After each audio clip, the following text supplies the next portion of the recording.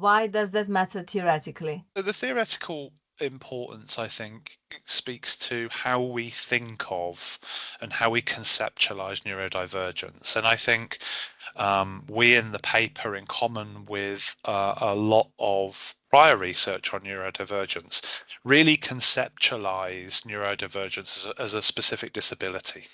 And we say, rather, as lots of the prior literature does, it says, well, neurodivergence is a disability in the sense that it leads to impairment of an individual's capacity to do the things one might normally expect them to do in an enduring way.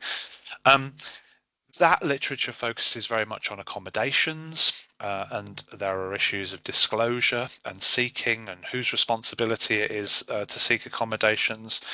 And really it centres on a problematization of the person. The reason that somebody is not, have a longer employment tenure or isn't employed more or so on is because of the disability that the individual has.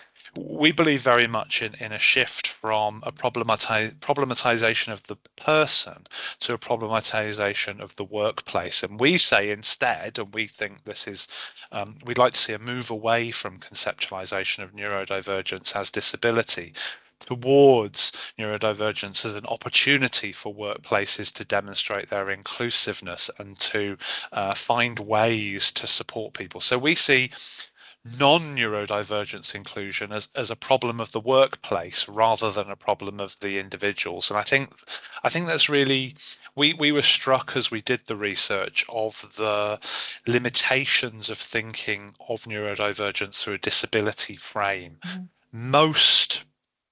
I conjecture certainly many in my experience, neurodivergent people do not construe themselves as disabled in the same way perhaps as somebody with another disability might be.